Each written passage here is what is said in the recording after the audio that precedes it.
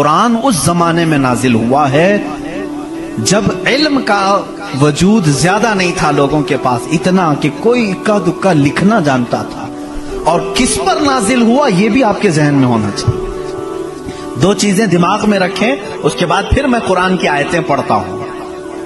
ایک ماحول ایسا ہے، سائنس کا وجود نہیں، علم کا وجود نہیں، علم نام کی چیز ہی نہیں تھی لوگوں کے پاس.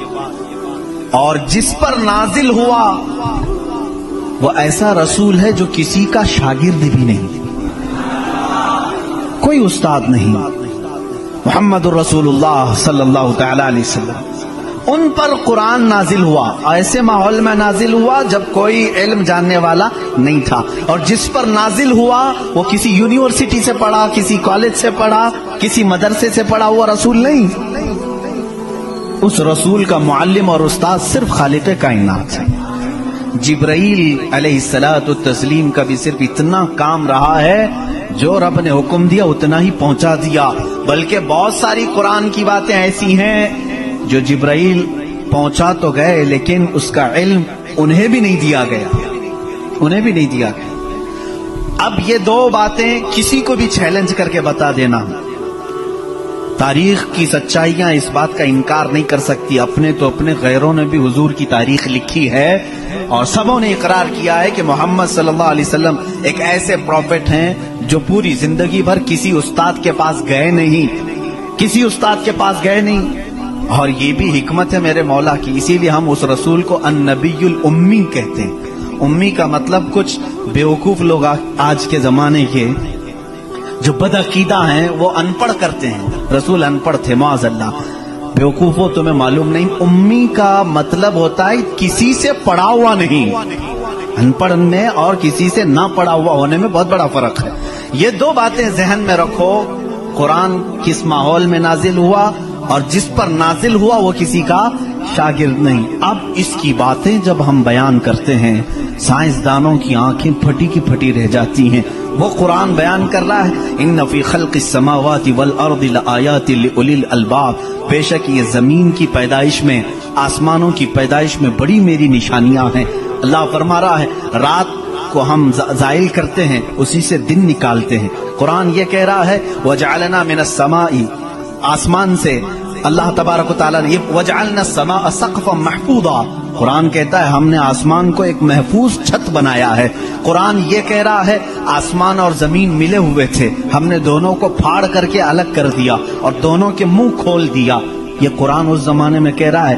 علم فلکیات جس کو آسٹرونومی کہتے ہیں، علم ارضیات جس کو جیو فزک کہا جاتا ہے، زمین کے معاملات، آسمان کے معاملات جاننے والا اس زمانے میں کوئی نہیں.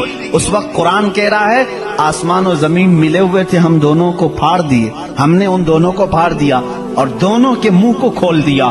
اب کا سائنس کہتا ہے زمین و آسمان کو دیکھنے کے بعد ایسا لگتا ہے کہ یہ گیلیکسی میں ملا ہوا ایک سیارہ تھا اور یہ پھر زمانے کے بدلتے بدلتے آسمان الگ ہو گیا، زمین الگ ہو گئی. اب کا سائنس یہ کہتا ہے. اور پھر یہ بند نہیں ہے جیسے ہماری چھت بند ہے، اوپر سے پانی ڈالو تو نیچے کچھ نہیں آئے گا، نیچے کے فرشی بھی بند ہے، نیچے زمین سے کوئی چیز یہاں مسجد میں نہیں نکلے گی.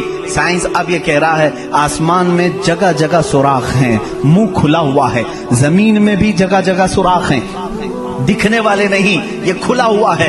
اس کا مطلب میں بھی سمجھ نہیں پایا تھا، آسمان کھلا ہوا ہے، زمین کھلا ہوا، منہ کھلا ہوا ہے، کیا مطلب؟ کہا کہ اللہ تعالیٰ جب چاہے آسمانوں پر پانی ڈالے تو اپنا منہ کھولتا ہے، بارش برستی ہے. اور زمین کا منہ کھلا ہے، اس کا مطلب یہ ہے تم جہاں پر بھی جتنی گہرائی میں بھی زمین کے بیج ڈالو، اس کا منہ کھلا ہے، وہ سینہ پھاڑ کر باہر آتا ہے. اگر زمین بند ہوتی تو کوئی چیز زمین سے باہر نہیں نکلتی، زمین سے کوئی چیز باہر نکلتی ہے، اس کا مطلب ہے کہ ان کے منہ کھلے ہوئے ہیں. سائنس نے اب بھی کہا کہ آسمان کا منہ کھلا ہوا ہے، زمین کا منہ کھلا ہوا ہے. قرآن کس ماحول میں نازل ہوا ہے؟ جب سائنس کا وجود نہیں. ہاں اگر تم یہ کہتے شاید محمد صلی اللہ تعالی علیہ وسلم بہت بڑے کسی سائنسدان کے شاگرد ہوں گے تو تمہارے تاریخ لکھنے والے ہی تمہارے چہرے پر زناٹے دار تھپڑ ماریں گے، اس لیے کہ وہ رسول اپنی 63 سالہ زندگی میں کبھی کسی کے شاگرد نہیں ہوئے، حتیٰ کہ سید الملائکہ کے بھی وہ شاگرد نہیں ہوئے۔ قرآن یہی کہہ رہا ہے، زمین کی پیدائش میں، آسمان کی پیدائش میں میری